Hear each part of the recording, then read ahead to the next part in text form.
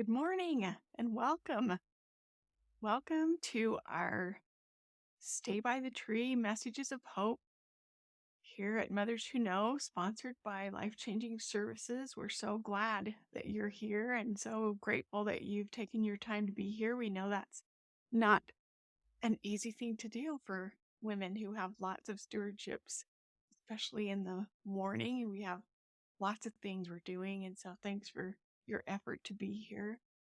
I'm Karen Broadhead. I'm the director of Mothers Who Know.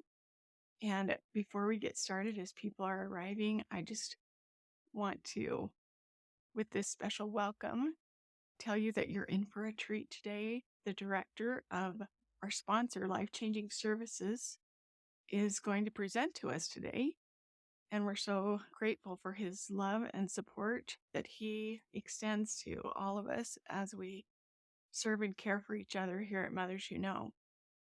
I want to quickly tell you that Mothers Who Know has a motto and a theme. And our motto is Stay by the Tree. And of course, that refers to our Savior, Jesus Christ, and the power we have through his atonement. But it's a reminder, like a kind of a battle cry for us women, stay by the tree. And we are learning how to manage our emotions and our thoughts as we learn how to follow him and stay by the tree. So we have so much more support in our stewardships as we are able to hear the Spirit and feel more confident in his enabling power. Our theme is found in 2 Timothy, and it is, chapter 1, verse 7. And it talks about the Spirit God gave us and is a reminder to us that he instilled wonderful things in us, and that even though we often go to fear when we are in new places, hard places, continuing places that kind of can make us weary, we are reminded by this theme in Mothers Who Know that we can shift that. We can use our agency and do something different. And so our theme is God did not give us a spirit of fear, but of power and of love and of a sound mind. And we are just really grateful for that. And so grateful for you and the Spirit God gave you and that you brought it here this morning. I'm going to turn the time over to BJ. She has our announcements today. She'll be assisting in our meeting, and just thank Maurice for being here. Thank you, BJ. Thank you, Karen. Yeah, this is the last of our 3-part webinar series, Stay by the Tree webinar series. So we're kind of sad to have today come, but we're really excited to have Maurice here. Maurice is the founder and director of Life Changing Services. So today our message of hope is going to be by Maurice Harker, and he's going to be talking about the antidote is giving connection. And we've heard him talk about this a little bit in other places and other classes that he supports and groups that he supports here at Mothers Who Know, and just really thrilled to hear a little bit more about that. Wanted to share a little bit about Maurice. We know a lot of people come that haven't met Maurice or know about him, and even if you have been here, you'll find some new things. So Maurice is the founder and director of the Sons of Helaman program. It's a sexual self-mastery training program. It started in 2005. And the Sons of Helaman program has helped thousands of young men recover from pornography addiction and other sexual self-mastery issues. He is the founder of the Men of Moroni program as well. It's the men's equivalent to Sons of Helaman. Also the Worth group. They serve women in betrayal trauma. And also the Eternal Warriors training. And that's a prevention and self-mastery training. Maurice specializes in providing services with interventions that accurately synchronize effective psychological science with eternal principles. And he's most known and sought after for the work that he does with individuals and couples who have been traumatized by sexual misbehavior. Maurice is also the author of Like Dragons Did They Fight. Lots of us are really familiar with that book. It's a synergy of eternal principles and accurate science for personal self-mastery. He also is the author of I'm Not Okay, You're Not Okay, and That's Okay. It's a book on healing and building healthy relationships. And he's also the author of And the Man Knew His Wife. And that's a book designed to help couples improve the quality of their marital intimacy. He also co authored the book Never a Happier Time. And you can actually find the free ebook downloads of these books at the bottom of the main page on lifechangingservices.org. So neat that they offer those. So Maurice acquired his bachelor's and master's degrees from University of Utah. And for over 17 years, Maurice provided specialized services as a clinical mental health counselor. The first 7 years were with LDS Family Services. And then in 2005 is when he opened Life Changing Services. He's now shifted his focus to primarily functioning as the director of Life Changing Services and providing group trainings and workshops in self mastery and marriage repair, as well as occasionally offering advanced consultations by special request. So you can go to lifechangingservices.org, find out a little bit more about that. But Maurice, we just welcome you. You're just among friends here, and we're just grateful for what you've done. This is a picture of Maurice's family. He and his wife have been married for 30 years and have 2 children. So, with that, Karen, is there anything you wanted to add before we hand it over to Maurice? Oh, just a big cheer and a thank you, Maurice. We're so glad you're here and so grateful for you ladies that have come this morning. You're in for a treat. Maurice, thank you. Okay, now I feel like I'm important or something. So thank you for all those kind words, et cetera, et cetera. Today we're going to be talking about a important quote that is found in the profession. Let's be careful with the way we use this because I really want to make this of value to you and your loved ones. But the most effective way to make it of value to your loved ones is to make it of value to you. Okay. So your tendency as a loving mother, grandmother, or whoever you're loving on all the time is to be very attentive to the needs of others. Thank you for that. I'm going to ask you to be a little bit selfish today. I'm going to ask you to be I'm going to be the steward in the airplane that says when the mask comes down, put one on your own face first before you try to serve the others so that we can make sure the principles are effective for you first. I'll explain more why the closer we get to the end, if I can remember to follow through on that. Our theme today is the opposite of addiction is connection. This is a regularly misunderstood phrase, and that's why I wanted to focus on it. But I want to break the statement down a little bit right from the start. Let's first take the word addiction. I met a new couple, probably close to my own age, who've been through some really rough stuff, some dynamics that have put their marriage pretty close to dead, if not already dead. And one of the perspectives of the wife is the importance of making sure her husband acknowledges and admits that he has an addiction. When I finally had a chance to meet with the husband, we had a good conversation, got the ball rolling, and set the stage for some future work. And he said, my wife's really hung up on this word addiction. And I'm all, okay, we can spend all day long. He's in the medical profession, so we both know that the concept of addiction is a argumentable concept. And so I says, let's set that word aside and ask the question, do you have a pattern of behavior that is against your value system, but it keeps reoccurring? And he's all, well, yeah, that's easy to say yes to. I'm all, okay. So do you have a pattern of misbehavior, a pattern of behavior that is contrary to your value system that keeps reoccurring, notwithstanding how smart you are, notwithstanding how disciplined you are, notwithstanding how dedicated you are to being good?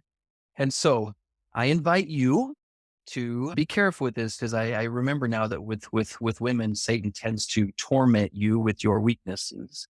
So please do not think of something that Satan tends to torment you over, but something that you sincerely feel this is a reoccurring lack of behavior, meaning I keep committing to go to the gym and I don't.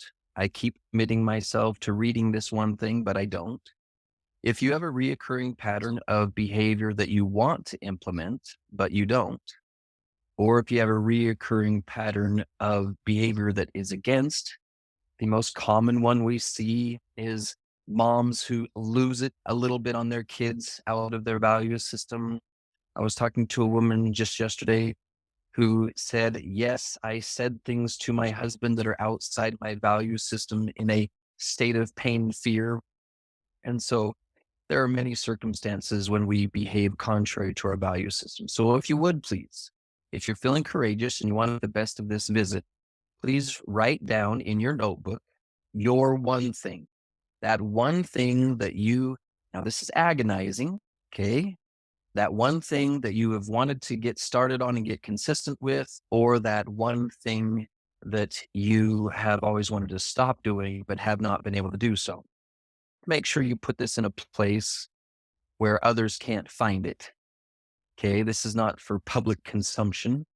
And it really doesn't matter to me what it is, because what we're going to walk you through today is going to help you understand. Because when you're trying to explain to a loved one what they need to do in order to get their behavior in line with their value system, the most effective way to do that is to talk them through how you are currently doing the same thing.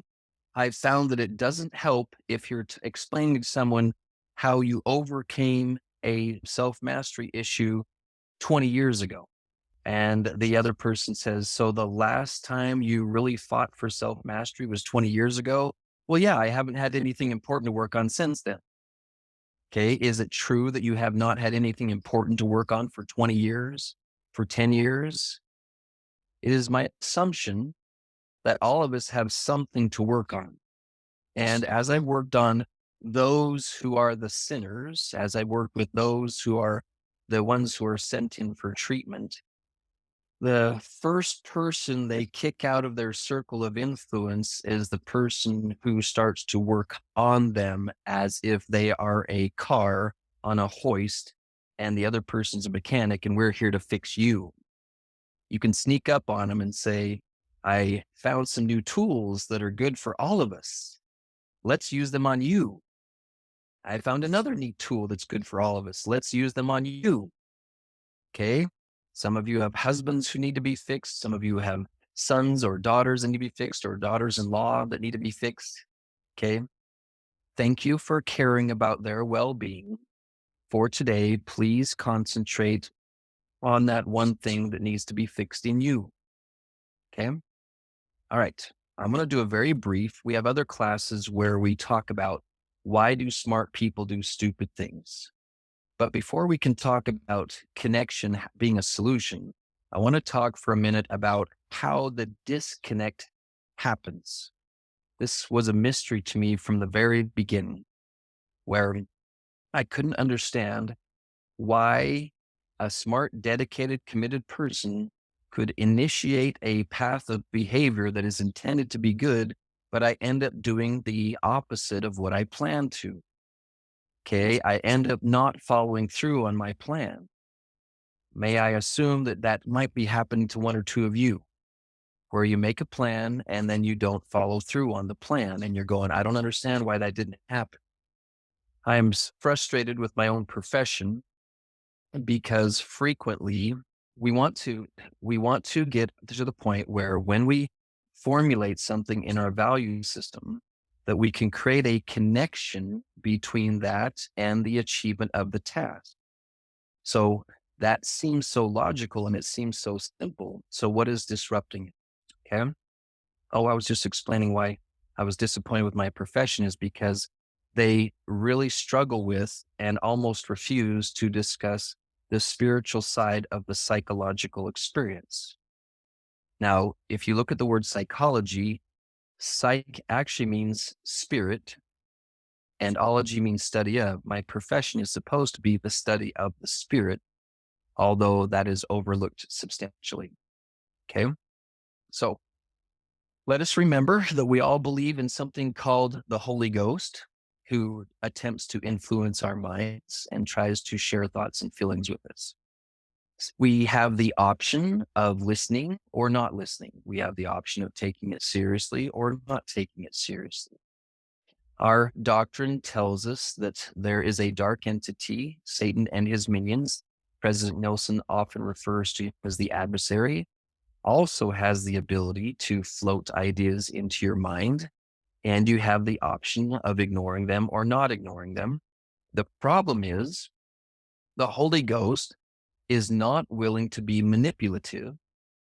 The Holy Ghost is not willing to cheat the system, but Satan is willing to manipulate and is willing to cheat the system.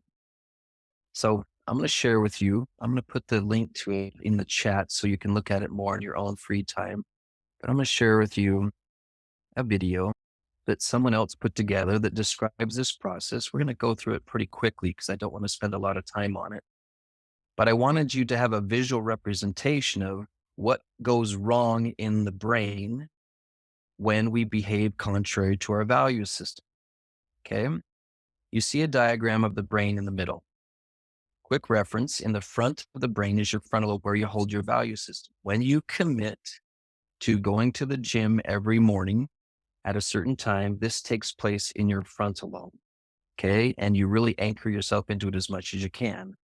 All right. The other part of your brain that is involved in the process of tilting towards misbehavior is your animal brain. In the context of today's conversation, if Satan allows you to stay connected to your frontal lobe, then you will follow through. And so after studying the science of how to disconnect someone from their frontal lobe and move them into their animal brain so they make like an animal-based decision. A common one is, I woke up in the morning and I was too tired to go to the gym. I didn't feel like it. I checked with my body and my brain both said, I want to stay in bed. My bed is nicer than the gym. I want to stay in bed and not go to the gym. It's not a complicated thing, but I want you to understand the reason I'm spending time on this is the exact same process the brain goes through in the addictive cycle. Okay. The more you understand this, the more relatable you're going to be to the people you work with. So when you say to them, I understand what it feels like to disconnect from your frontal lobe because I experience it under these circumstances. I understand what it's like to disconnect from the things that matter to you because I go through it. If you say to them, what were you thinking? That automatically assumes you don't know what it feels like. You don't know what it's like. So now you're creating a disconnect between you and your loved one. Okay. So we're trying to retain these connections so that we can, through a unfortunate satanic attack, and retain connection with our frontal lobe and with our loved ones. So I'm just going to walk through this really fast. I'm not going to play it at real time. This is a really neat video to watch. Let me quickly grab the share, copy link, chat. Look at this technology. How cool is this? Paste. There. Now all y'all can look at it at your own free time. Okay. Basically, you can read about the satanic spin. This is a complex psychological process that Satan initiates to trigger chemical reactions in the brain, which eventually flood over the frontal lobe, causing chemical reactions to disconnect us from the frontal lobe and then lead us to the forget it moment where we just don't care anymore. Okay. There you go. There's my super fast demonstration on that. Okay. So the opposite of addiction is connection. There's more than one. So the tendency of our culture is to interpret that phrase as, if you meet someone who has an addiction, if you meet someone who has a pattern of misbehavior, the most important thing you can do is give them the sense of connection. You have to give them a feeling. A popular way of phrasing it is you have to make them feel loved or help them feel loved. I've been watching human reaction to such things for a very long time. And what I've seen is if it's approached from that direction, it does not work. Many of you know people who you've strived strived or striven, one or the other, to provide them with love and help them feel loved, and they just won't receive it. I give you love, they throw it in the garbage can. I am generous with you, they throw that in the garbage can. Even Christ could not make sure the people of his time felt loved. He showed up, he was doing miracles, he was being loving, he was being kind. Was there anything Christ did during his lifetime that would not have made what we consider a normal person feel loved? But some people reacted to his loving gestures with the idea that we should hang you on a cross and kill you. That's how we respond to you trying to help us feel loved. Some of you mothers feel the same way about others. You have tried to help them and you can see it in their eyes. All I want to do is hang you on a cross until you die. And you're like, thank you for that. So please, modern science will imply that if the person thinks that way, or if the person feels that way, it's because you didn't love them enough. Please throw that concept in the garbage. If the amount of love that Christ gave the people of his time led to a high percentage of the people wanting to kill him or get him out of the way, there's no way you're going to give more love to your people than Christ gave to his people. You cannot measure your success as a loved one by how the other people respond. This is vital. If you are going to be Christ-like, if you're going to think like Christ and feel like Christ, you must understand that no matter what you do, a large percentage of those who listen to you are going to hate you and want to get rid of you. Another percentage aren't going to care at all, and they're just going to walk away and have no interest in you at all. And a small percentage is going to take you seriously. I join you in grieving as Christ and the Father did because of this lack of control, because you will have people not like you no matter how hard you try. And so the only thing that's going to help these people who are fighting or might be fighting is they are going to have to comprehend the concept of the opposite of addiction is to create connection. The opposite of addiction is to give connection, not to receive it. It's one of the most important pieces I look for in the psychology of a person fighting for self-mastery. Are they proactively, intentionally striving to build connection in 4 areas of their lives? All right. Hidden in the gospel library in the children's section, in the children and youth booklet that replaced the progression system that used to take place with all the checklists. I want to go to the youth one first for this diagram. Okay. Children and youth guidebook. All right. We're going to strive to create connection in 4 areas. Usually when we talk about connection, the idea is connecting one person to another. To simplify our stewardship, our approach to life, it has been encouraged that we do social, intellectual, physical, and spiritual work. Now, I want to clarify something really fast about what we mean by connection in each area. The social one is the easy one. Okay. This is one we're all very familiar with, where we pick a person, we pick someone, and we strive to create a connection with them. We connect with another person. If a person wants to have an addiction or overcome a pattern of behavior that is contrary to their value system, what we want you to do is we want you to set a specific goal of a moment of connection in the relevant area. Okay.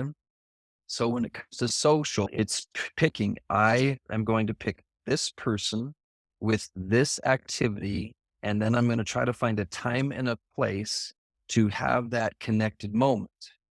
Now, bear with me, ladies, because most of you, this is third grade automatic thinking for you. Most women have a almost inborn process for seeking and creating connection. If I were to ask you, if I was to name one person in your life, you would quickly be able to go, okay, the next best type of connection to have with that person would be this activity. I don't even have to think about it much. I already know what it would be. And I would need to arrange for a time of day and a location to create a moment of connection with them. Think of one of your sisters, think of your mother, think of a friend. If it's been a while since you've connected, what would be if you spent 60 seconds pondering, how could I create a moment of connection with this person? It wouldn't take much for you to formulate an idea and then be able to put it down on paper. Okay. When it comes to, let's connect this to the physical connection, connecting to your physical. Okay.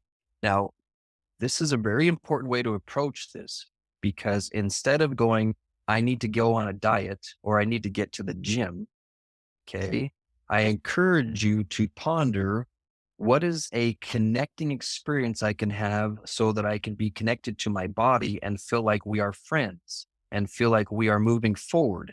Do we need to go for a workout together? Do we need to eat something healthy together? Do we need to do some yoga together and just be together as a body? Do we need to go for a hike together? What can I do to be connected? Do I need to look in the mirror and say, you are a beautiful daughter of God? You have a body that was designed to bear children and have its amount of beauty for this phase of life and just enjoy who you are. So you have to get creative and discover different ways to connect physically with yourself. Intellectual is one that I have. Oh, I wanted to say something about the physical one. I was pondering a version of this the other day when I was infrequently getting to my exercise machine, and I found myself for the first 10 minutes thinking about my other responsibilities while I was working out. And then I don't know if you've ever had this experience where all of a sudden your body says, if you don't pay more attention to me, we're not going to be able to finish this workout. It's time for you to shut off your brain and focus on your muscles and your breathing and your brain chemistry and get engaged in this. And it's almost like a little child pulling at my leg saying, pick me up, pick me up. Can we have a moment of connection? So my body's all, we need to have a moment of connection right now during this workout. And I realized that is one of the most satisfying moments in the workout is when it becomes that moment where it's just you and the body. If you're on a treadmill, if you're on a hike, if you reach that point where there is no more thinking space, it is time to pay attention to your breathing and your muscles and nothing else is happening. That is a neat way to connect with your body. Okay. Intellectual. Let's talk about connections in the intellectual world. Okay. Intellectual connection. I was sitting there one day trying to understand revelation. Okay. Intellectual connection. I was sitting there one day trying to understand revelation. I was trying to understand personal revelation, especially when it came to science and stuff like that. And I'm sitting there in class and I wasn't even in class. I was in the library. I still remember sitting in the Marriott Library at the U studying something. And I had just gone through a series of micro aha moments. It's like, oh, that's so cool how this is connected to that idea.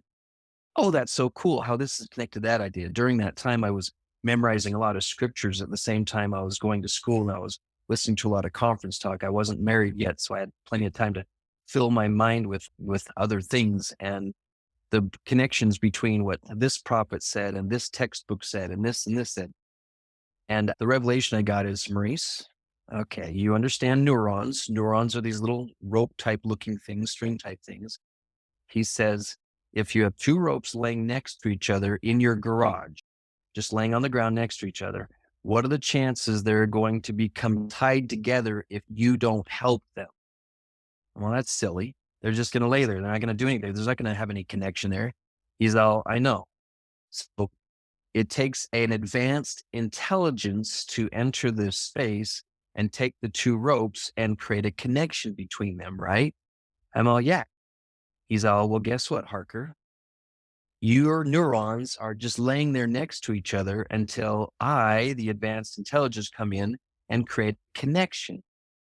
So every time you experience connection in your intellect, you're having a spiritual experience. Every time your brain goes, oh, I get it. There is now a connection between two organic things, neurons, that did not exist before. And it takes a divine power to create those connections. Because one person over here will see the two ideas. I just listened to this conference talk. I just read this textbook. I don't see the connection. The New Testament tells us those have eyes to see will see, those have ears to hear will hear, which implies that some people aren't going to make the connections. This is where the Holy Ghost becomes so valuable, is because it helps us create connections. So when you're seeking to overcome a issue, I want to do reading more. So I invite you, instead of just going, I want to overcome this pattern of not doing the reading, it's, I'm going to do the opposite of disconnection, and I'm going to read until I make a connection. I'm going to restudy until I've received a connection. Okay. I'm going to work out until I'm connected to my body. I'm going to interact with this person until we're connected, until we have a moment of connection. Okay. And now let's switch over to the fourth one. As a missionary, spiritual connection. I was raised by good parents, goodly parents from Southeast Idaho, good, decent mom, good, decent dad. And I was taught all the ways, all the traditions of our fathers. And I landed myself in inner city Detroit with what I would call an academic testimony, meaning I was familiar with the literature, I was familiar with the stories. But if someone was to ask me, how is your connection with God? If I was to maintain integrity, I would have to say, I got nothing. I assume he's there. I have reason to believe he's there. I'm here on a mission because I have that belief. But the people of inner city Detroit and the surrounding cities weren't so easily convinced that that was something worth changing their lifestyle for. And I started to get nervous. I met someone who was anti-Mormon indirectly and got some pressure from that direction. I've been here probably 8 months now. I probably should figure out what's really going on. And so I had to set aside the word prayer, because where I come from, prayer is something people do over a podium, and they mumble something that may or may not have any value in it. They mix in a few these, thys, and thous, and then they sit down and that's all you got. And it may or may not be of any value. I started changing the approach to prayer. Karen talked about this a little bit last night at the Eternal Warriors 3.0 class about writing letters to God. I thought at the time about, like, in what setting do I become more connected to my own thoughts and to another person? And I thought, I'm just going to try this. And I sat down and I wrote, Dear God, at the top of a piece of paper. Well, it was my journal, because my journal's entries were getting boring. Same thing over and over again, because you don't do much diversity in that type of mission. And I just started writing a letter. And my question was, how does this work? How does this work? How does this connection work? I hear rumors of people who have a dialogue with you. I've heard stories of people who get revelations. I got Lehi's dream over here, where he gets a whole vision. I got the brother of Jared's story over here. I got Moses up in the mountain who has a visit that involves rocks on the side of a mountain. I got all these demos. I got the still small voice. I got the David O. McKay story over here where it took a long time, et cetera, et cetera. And so my question became, how does this work between me and you? How does this work? In retrospect, my first revelations included things like, keep searching, keep learning. What are you willing to trade for it? What are you willing to trade for it? What do you mean? What am I willing to trade for it? Like, what are you talking about? What am I willing to trade for it? over the next few months, the sensation of connection, the desire to be well connected to God, I kept searching. He's, what are you willing to trade? He kept explaining or hinting at, you do know that the level of connection you're asking for comes with a price of responsibility. I don't know what you mean by that. I'm not a wimp. I'm not afraid of hard work. I'm not afraid to do hard things. He's all, I don't think you understand. And then he walked me through again the New Testament, where each one of the apostles was killed as he was trying to fulfill their stewardship. And he's all, are you willing to go through this kind of pain if I give you the type of connection that sometimes is referred to as a testimony in our culture? Are you willing to breach? Are you willing to expose yourself to some very big challenges if I give you that level of connection? And I had the blessing of naivety and ambition. Okay. The glorious thing that some of us don't have anymore, but then they sneak in that verse, be likened to a child, which I think includes naivety and ambition. I think I can join the God's battalion and be one of the few sons of Heman that come back with no injuries. Oh, wait, let's read that more closely. They all came back with injuries. They were all hurt during the battles. And so the process of striving for that connection was a different amount of work, but it has become a glorious work. And so if I'm working with someone who takes their spirituality seriously, I don't ask them if they pray. I ask them, what is your method for connecting with God? What is your method for creating and sustaining that connection? So I invite you to look at your rituals. We call them the power rituals, prayer, writing, and reading. Does your prayer, writing, and reading ritual actually create connection? When you're done, are you plugged in? Do you feel plugged in? You feel connected? Okay.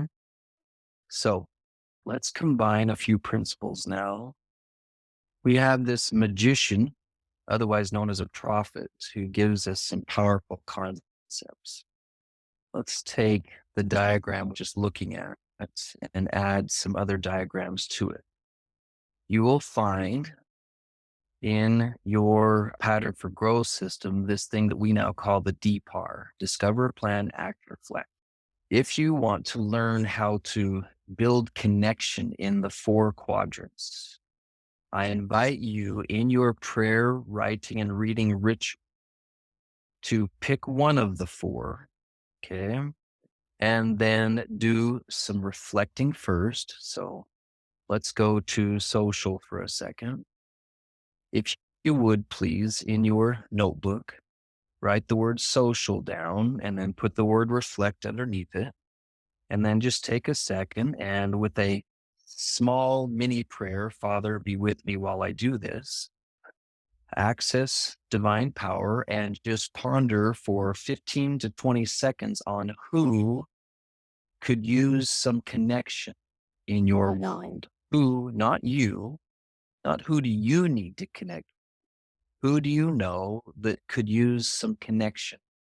Who do you know that needs a moment of upliftingness? Reflect on that for a second. Most of you will have someone come to mind within the first 20 seconds. Don't worry. It does not mean that you be commanded in all things. You are allowed to just guess. Okay, that's good enough. Now take another 15 seconds and try to discover what type of activity would be connecting with that person. Try to be a little out of the box thinking. We've got the normal ways. We've got the not normal ways. Let's remember that Moses got the idea, well, let's part the Red Sea. That's a way to solve this problem. Of course, that's just an idea that pops right into my head. How about the brother of Jared? He gets the idea of having some stones lit up. I think that's my cue to let you think for a second. Okay. Now that you have a person and you have discovered an idea of something that could be followed through on. Now start to formulate a plan. When and where would it be a good idea to follow through on that? Now, let me give you a very simple example of how this could be done. Let's say I remember that my son, who we haven't talked for a while, is the name who came to mind. And as I'm seeking to discover, I start by looking for something big, but then I remember by small things are great things brought to pass. So the idea occurs to me that I remember that one day when he did that one thing. It was so cool and so neat, and I was so proud of him. When he got that little ribbon award for winning the 100-yard dash in the second grade end of school year carnival. Okay. I just remember it. And so I make a plan to open up my phone, type up a text message, son. I was just sitting here thinking about you and how neat it was that one day when you ran the 100-yard dash in second grade and got that blue ribbon. I just can't help but smile and think about how proud I am of you. Send. Now that's a weird thing to send somebody, isn't it? Like, how bizarre. He's going to write back and say, "What do you want, Mom? What's your point? What are you trying to teach me? Okay. What's your lesson?" And that's nothing. I just wanted to connect with you. You're weird, Mom. Okay. Love you. See you later. Okay. Now, what's he going to be thinking for the next hour or two?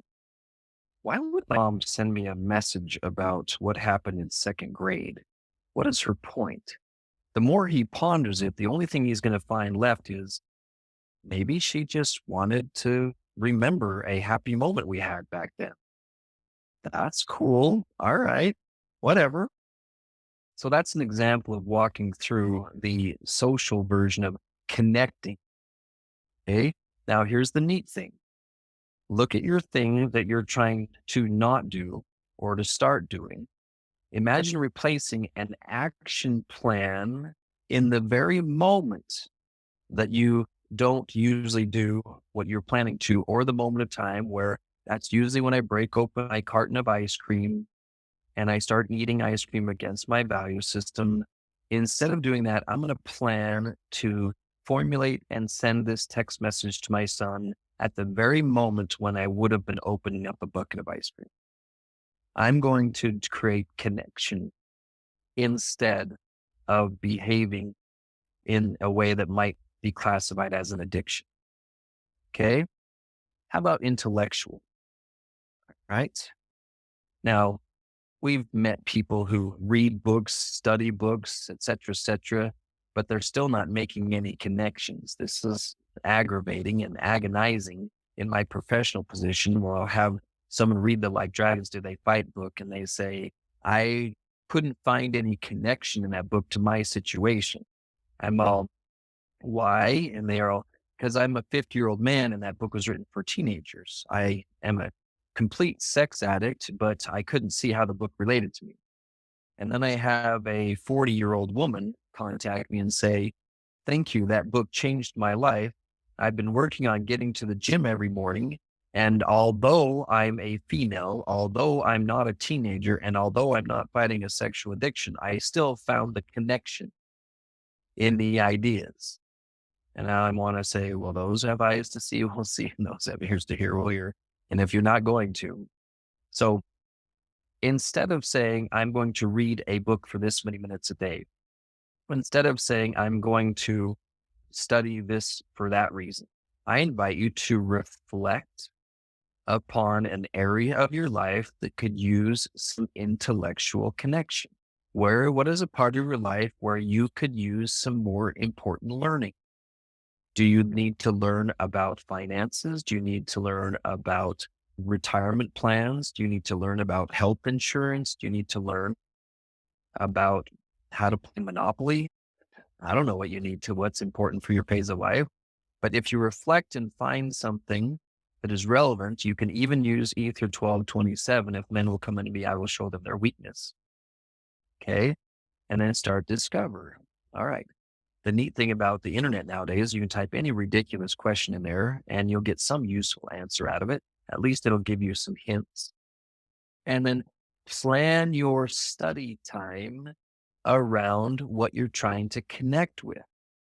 I see lots of people losing motivation to study because they're not seeking any type of connection.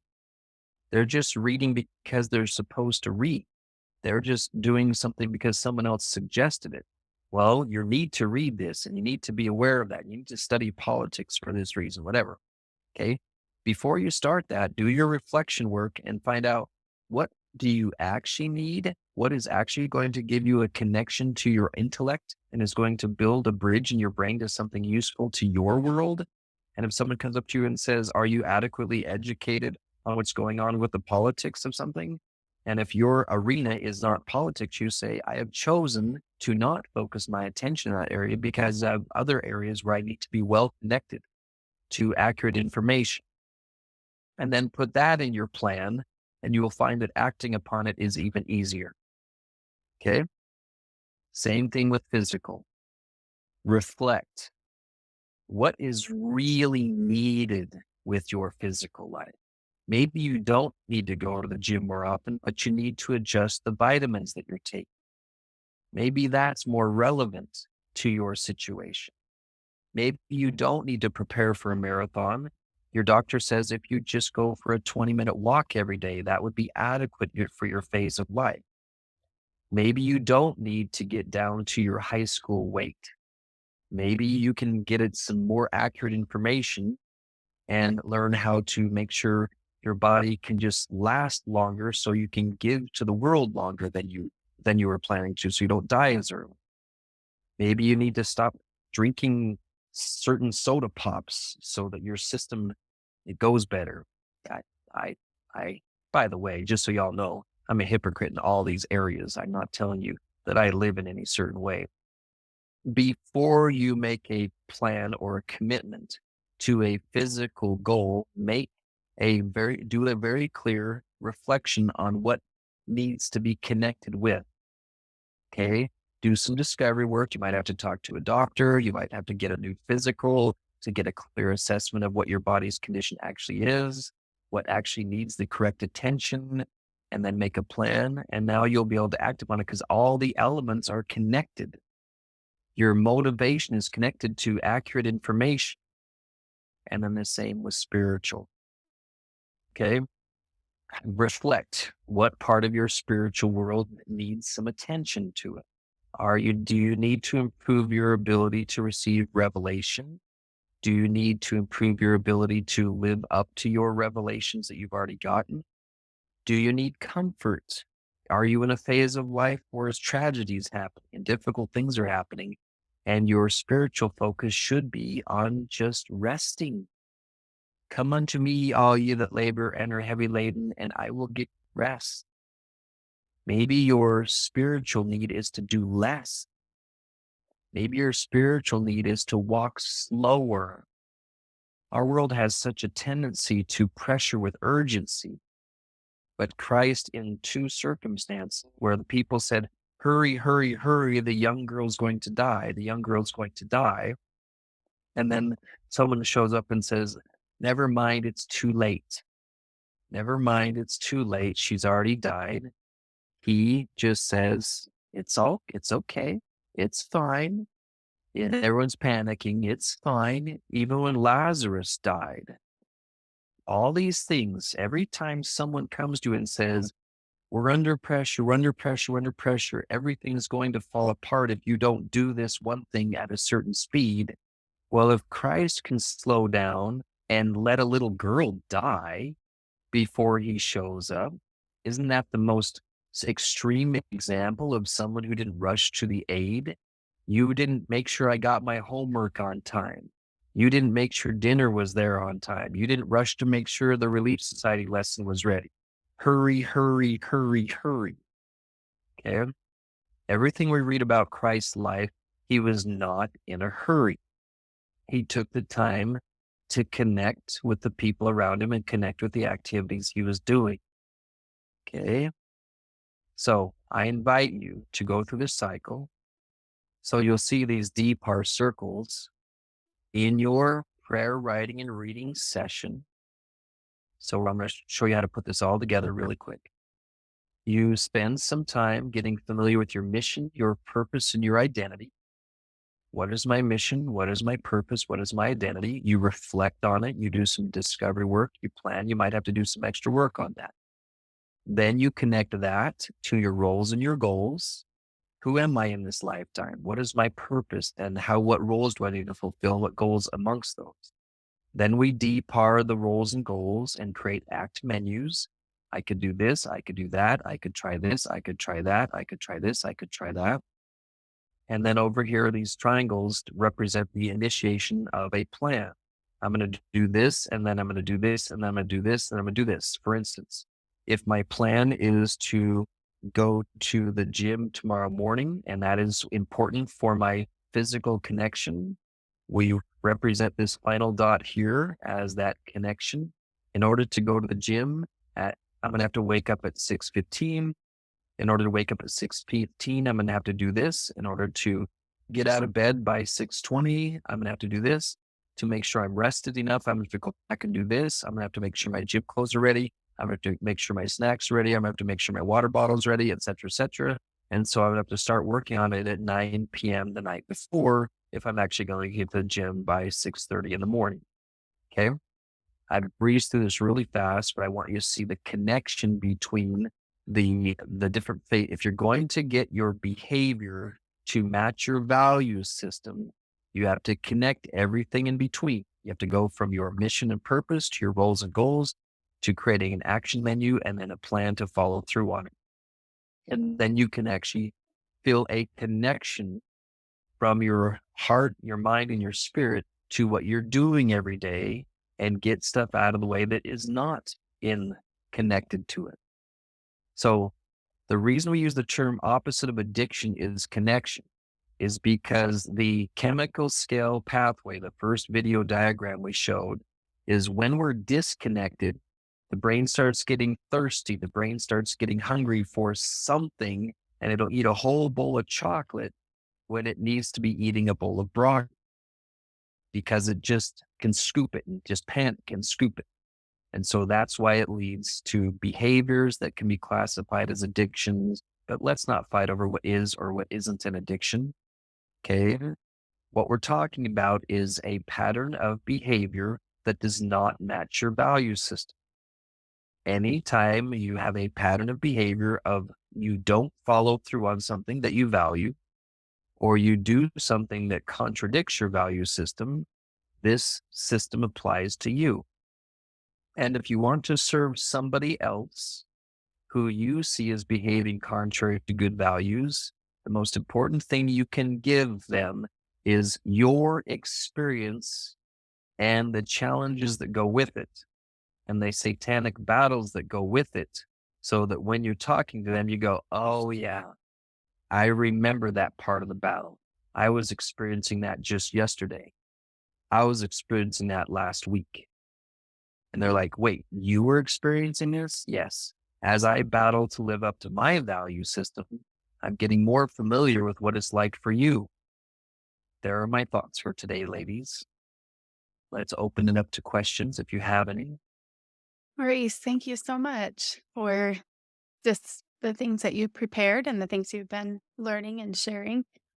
I as you asked about the social, you were showing that picture of those 4 areas, and you gave us a minute to think about someone and that we could connect with there. Anyway, my father-in-law came to mind. He never would have came to mind if I hadn't taken a minute. His health is struggling a little bit, and then thought about the plan and act, and I'm gonna be in his city today, and maybe I could stop by and, anyway, I just appreciate that opportunity just to think. I've heard this talked about, and I've never actually tried the DPAR or any of that. So anyway, it was fun to walk through that a little bit. Well, just thank you so much for that message. What we're going to do now is we'll have a time when you can either share a takeaway, or if you have a question, Maurice, he is happy to have any questions thrown at him. I've watched him do this over and over. But here's a question for you. And I know you've touched on some of these as you've gone along, but maybe you can add a little more. Understanding the importance of giving connection, how can we adjust our interactions to be more in line with giving connection? I know you just mentioned, well, we tell them how we're trying to do it. Have you seen that happen with parents or yourself? Are there some more specifics you can give there? What things we can do or say or Sure. not? Well, what comes to mind first is my mother's method of being a kitchen mom with 9 sons. One of her magic tricks, and I don't know that this was her intention, but all of her 9 sons are the main cooks in their families. We all are the main cooks in our families. Don't know that our wives intended for it to be that way, but my mom started with, I don't know who taught her this or how she started doing it, but she started verbalizing her actions as she would do it. You could see her turn the switch on because it would always start with the same phrase. Every one of us has a memory. When we're sitting around a campfire, we all know the first thing mom says when she's in the kitchen is, the first thing I'm going to do is go to the sink and wash my hands to make sure my hands are clean while I prepare the food. They're like, yeah, okay, she's turned the mom switch on. Okay. She still does that. She'll still do that when our kids are there, when we're there, when we're having a family party. She'll just say it out loud to no one in particular. She'll just say, I'm now going to the sink to wash my hands to make sure they're clean for when I prepare the food. Okay. Then she'll do things like, oh, I'm turning the handle on the pot away from sticking out so no one will bump it and possibly knock the hot food onto the floor. Okay. She'll say things like, I'm now going to chop the vegetables before I work with the meat so that the meat doesn't put any, bacteria on the vegetables and the fruit. And so it is almost comical how she still does that. And if any of her daughter-in-laws are in the kitchen, you'll see her go, oh, she'll try to catch herself. Nope, don't. You can do that if your sons are in the room because we're all used to it and we like it. But you don't do it when your daughter-in-laws are in the room because they think that you're trying to micromanage them or something like that. That some of them have learned. My wife has learned after 30 years what she's doing. So she just finds it adorable now. She doesn't think mom's telling her what to do. She just goes, oh, she's doing that thing. Okay. So what magic my mom did with that is she wasn't like force feeding us a teaching moment. She was just explaining what she was doing. Okay. So here's a way to do this. If you're in the presence of someone that you are hoping will learn something, just talking through your own DPAR on one of the subjects. You just like you're in the car and you say, I was just reflecting on connecting with my body, with my physical. I was just reflecting on social connections for me. And they're like, and so I thought about this. So you ponder out loud. I thought about this person. I thought about that person. I thought about this person. It's usually confusing for other people at first. You're like, why are you putting a window into your brain for us to watch this? Okay. Then I started doing my discover work. So make sure you use the words that come from President Nielsen. Discover, plan, act, reflect. Usually you want to start with reflecting to start bringing the past into your mind so you can prepare for the future. And then I could do this. As I think about discovering, I could do this, I could do that. I should look that one thing up. I should find out about taking your grandfather to a art museum because he hasn't been to one forever. And it's something that could be really fun. So I could do that. I could do this. All right. Now I need to make a plan. I need to make a plan. Okay. I'm going to not do this one and not do that one and not do that one and that one. Let's do this one. I'm going to plan on how to do this one. I need the time of day. I need a location. Okay. And demonstrate. And now I'm going to act upon it. And then I'm going to reflect on how it went. Please look for ways to demonstrate these tools in your own life before you try to pass them on to others. Okay. Don't try to pass them on to others. Then the next thing you do with them is you use a positive assumption technique where you go, I assume you've been reflecting. Now, if you read carefully the handbook for parents on this new pattern for growth system, it tells you to be as hands off as possible with respect to the details of it, but you're invited to participate in the cycle of it. Hey, son, I assume you've been reflecting upon your intellectual side of your life.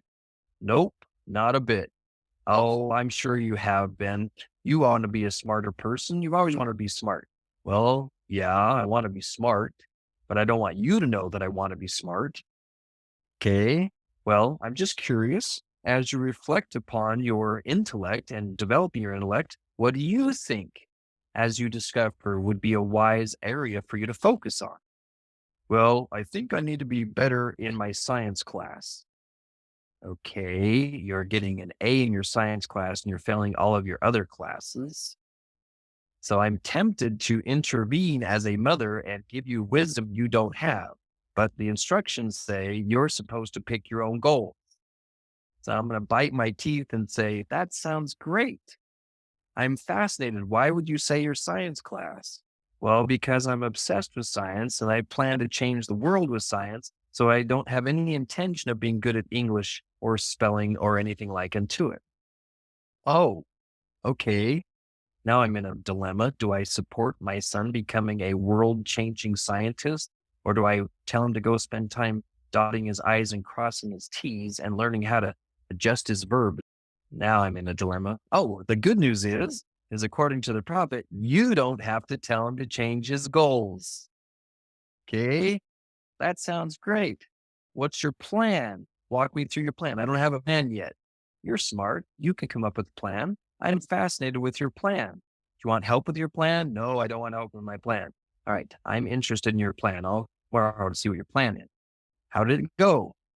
So if you're going to be a support person for the other person, I invite you to be curious about their 4 stages of their 4 categories, but that's about it. Okay. You can offer. You see, what I've been studying with President Nielsen is his frustration with the adult generation is they have become a checklist psychology. I am happy to do it as long as someone else tells me what to do. Just tell me what you want me to do. Just tell me what just give me the list and I'll do it. This goes back to our youth when we were given lists of things to do to earn our youth awards. President Nielsen is very invested now in nurturing the psychological development of the process of discovering, planning, acting, reflecting, discovering, planning, acting, reflecting, which means your youth are going to be as good at it as they would be learning to play the violin, which means they're going to be horrible at first. Okay. Now, if your child is horrible at playing the violin, do you take it out of their hands and play it for them? Let me do this for you. Let me do this for you. No, do not take over their reflect, discover, plan, and act cycle. Do not take away from them this process. Be fascinated by it and be encouraging, and you might have to listen to a screechy violin for 2 years and go, oh, your planning system is horrible. Okay. You sound terrible. This is the worst DPAR system I've ever seen anyone have in the history of the world. Oh, wait, that's probably not very uplifting and edifying, but it's probably also true. Well, we don't get surprised when it takes 6 years to be really good at a violin. Why would it not take 6 years to get really good at doing a DPAR? Okay. So if you have a loved one who's working on something that's classified as an addiction, please get really familiar with how to use the DPAR and let them practice building a connection between their value system and their behavior. Don't worry, they all want to have good behavior. Please don't let Satan trick you into believing that your son wants to be a pervert or your son wants to be over sexualized. They don't. Okay. Even teenagers have good value systems. They just haven't figured out how to live up to them yet. I hope that's helpful. Thank you, Maurice. That's super helpful. Let me just ask this one question from the chat, and then we're going to go. This is probably just adds on to the question you just answered, but I'll just see if you have any other thoughts. How can I be supportive with my loved one without being overbearing as a mom? I want to flood our home with goodness, but not be obnoxious. One of the most important rituals you can do as a mother is to maintain your connection with Lehi's wife, Sariah, and Adam's wife, Eve, and do your daily grieving process of how no matter how good you are, you still might have a Cain that kills Abel, and you still might have a Laman or a Lemuel that is abusive to Nephi and Sam. And so I encourage you to do your connection work with God so that you don't feel responsible for the way your kids are turning out. Now, notice how much that is a direct contradiction to social science. Social science says you are responsible for how your kids turn out. But our spiritual science says teach them correct principles and let them govern themselves, which might include them going off the deep end. When I see mothers misbehave or behave contrary to their value system, it's because they feel an urgency to live up to society's standards for mothers as opposed to God's standards for mothers. Okay. In your personal rituals, I invite you to start separating what your Father in heaven expects of you from what your culture or society. Now, remember, even our culture can get it wrong. Even our culture. This is why it's so important that you know the words of the prophets personally and you're well connected to them so that if someone in your Relief Society says, you should be doing this as a mother, and you know the prophets say differently, okay, that you aren't suckered by a fellow church member who doesn't know their doctrine. It's really important as we serve each other that we all are familiar with the actual words of the prophets and the actual expectations. This is life eternal, that they might know him and how he's different from the way your neighbor describes his expectations. He's different from the way your society describes his expectations. The key element to mothers behaving well is that they don't get strained by society's expectation. President Nelson has been trying to make it very clear, living up to the gospel should decrease your stress, not increase your stress. Check last October's keynote address for more details on that, his Sunday morning talk. Okay.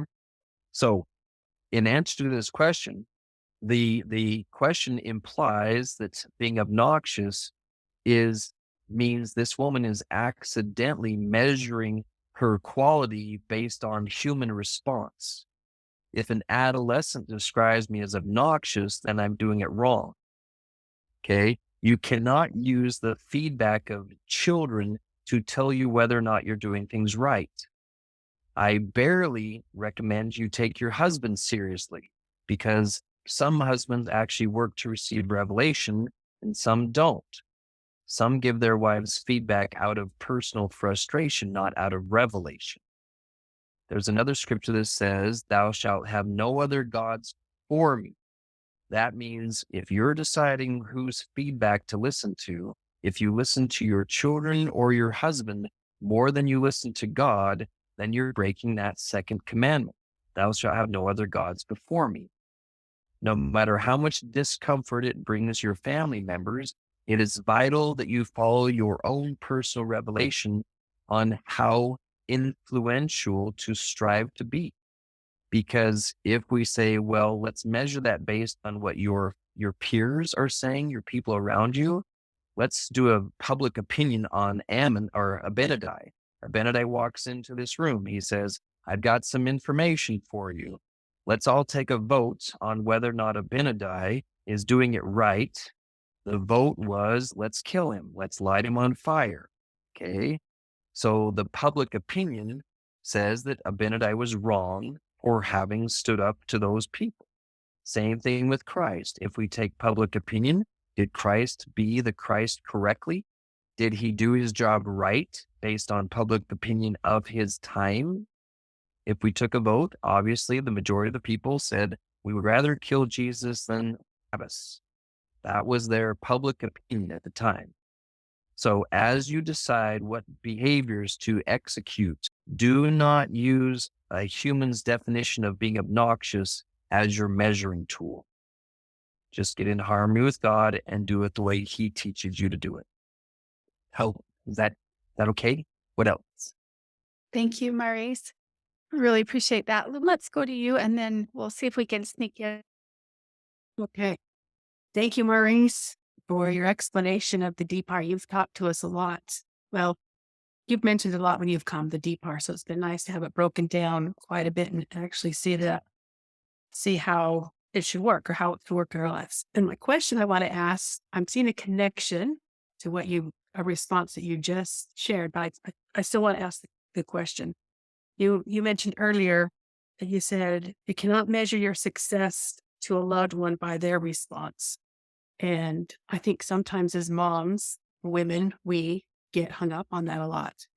Sometimes we could be, I think that the enemy can torment us by a person not responding a certain way that we think maybe we should, especially if we were enlightened to do something good. So what's some tips that you could help us to overcome maybe those tormenting feelings, or I don't even know what to ask. But Sure. Yeah, help. I know what you're asking. So this is agonizing. I do have some recommendations for that, and we can learn some more from Christ. If you pay close attention to the New Testament this year, I invite you to really look at Christ's lifestyle, although they give us very, very little information about his lifestyle.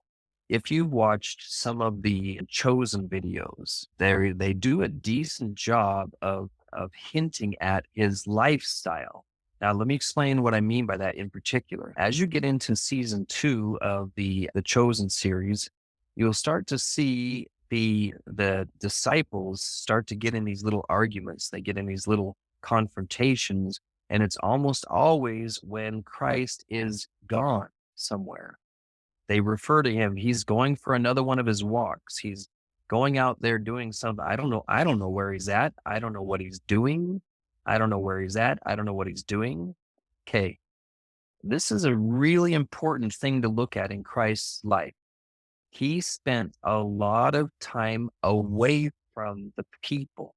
Somehow our culture has turned into one where the mother needs to be present 24/7.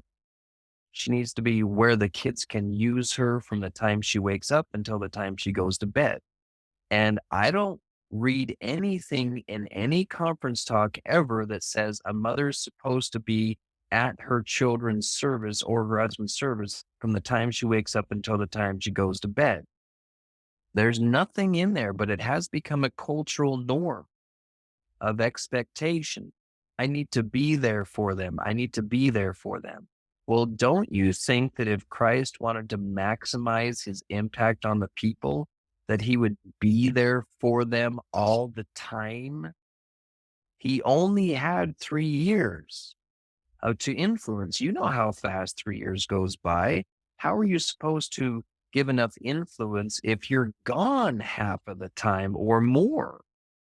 We don't know exactly how much of the time he was gone. My theory is he was gone for possibly as much as 28 days a month. He was gone, reconnecting with God and reconnecting with his values. I am confident that at least 3/4 of his time, 1/4 of his time was being away from people, reflecting on his mission, purpose, and identity.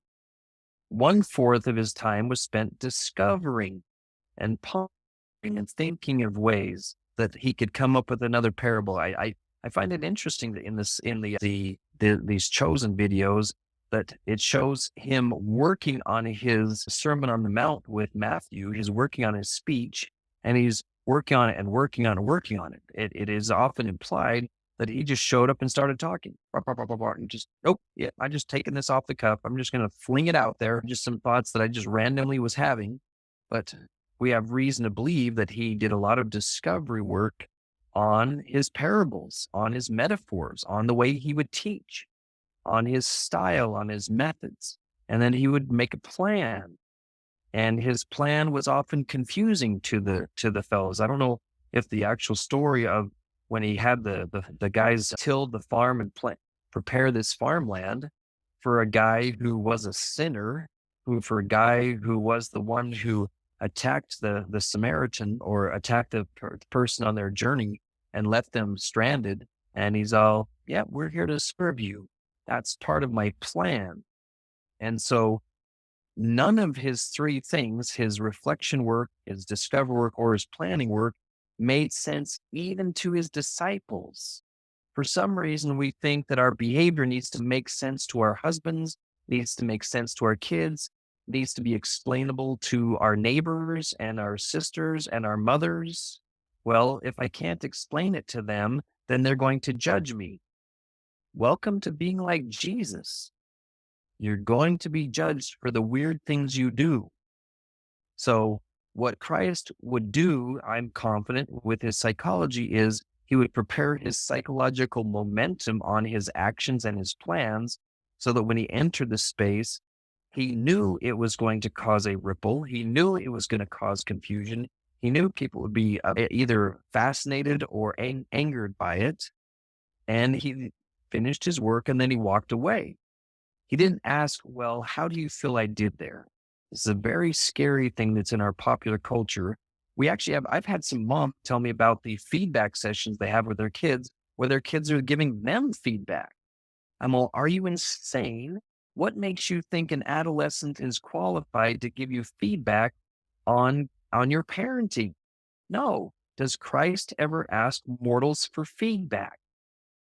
Did he ever say, what do you think? How was my presentation? Did you like it? Okay. Did I do okay there? Would you have me change anything? He doesn't ask anyone for feedback. Now, those of you who are dealing with marital issues, okay, I invite you to try this out. Pulls off absolute miracles. Do your DPAR work, okay? Do your reflection work, do your discovery work, do your planning work, and act upon it instead of giving your spouse feedback. Okay. Now imagine that a spouse does the same thing. They do reflection, they do discovering, they do planning. And every time you talk about what you're working on to become a better person. And he talks about what he's working on to become a better person. Instead of talking about what the other person needs to be doing, just talk about what you're doing to become a better person. I promise you, if you enter someone's space who has a tendency to give you feedback, and the only thing you ever talk about with them is what you're working on to become a better person, they're going to decrease how often they point out what you're doing wrong. Now, you can always do this fun exercise. If they start giving you, get a notebook out and write down vigorously what they say. Okay, I should fix this. I should fix this. I should fix this. Just write it all down. And when you're done, say, if you don't mind, would you be okay with me running this list past God for him to tell me in what order to work on your feedback? Would you mind if I involve him in the process of what I should be working on? Now, first of all, if they have any spirituality, they're going to be tempted to say, no, I don't want you to review with God. I already gave you the priority. But they're smart enough to say, yeah, sure. And then here's the scary one to follow with. Now, if he tells me to wait on this list for a year, like if he says, that's a really good list, let's work on that next year. Are you going to be okay with me not working on your list for me for a year? Their first response is going to be, no, I'm not okay. Now, if God tells me to wait a year, well, I don't believe God would tell you to wait a year. Do you know the God I work with? Do you not trust my ability to get personal revelation? Now, here's the scary part. That feels very relieving to create that kind of boundary yourself. But does he not have a right to the same process? I invite you, if you have a list of things your spouse does wrong, write them all down. You can do it one of two ways. Take the list to your husband and say, would you please review these with God to see when you should work on them? Or you can take your list of your husband's flaws directly to God and say, I need you to adjust your system for my husband. Whatever you guys got going on isn't working so good. So I've given you some better priorities for his development. So thank you for thinking of my husband's needs, but I'm actually better at that than you are. So here's a list of what my husband actually needs to work on. So I'll let you guys work on that. So can you see why I don't support feedback sessions between husbands and wives? They aren't a good idea. I kind of went off on a tangent there. Is that helpful? Oh, I'm over time now. Sorry, BJ. It's all great. It's all great. I was We could supposed to watch notice the just clock. a I apologize. tiny bit of sarcasm in that, which is something I love about with Maurice. Just a little bit. Just a little bit. Love you, ladies. Sorry for going overtime. I'm going to get out of your scene now. See you next time. Bye-bye. Bye, Maurice. Thank you. Okay, we were going to let Maurice share a final thought, but when he waves and goes off, then he waves and goes off. So we did have a few other questions, gals, that were in the chat, either privately or with everyone. And just want you to know, good news. Maurice comes to visit one of our Mothers Who Know groups called Warrior Mothers Who Know. And he comes the first Tuesday of each month at 11 o'clock Mountain Time to that group. So thank you all for joining us for this series. Appreciate you being with us today.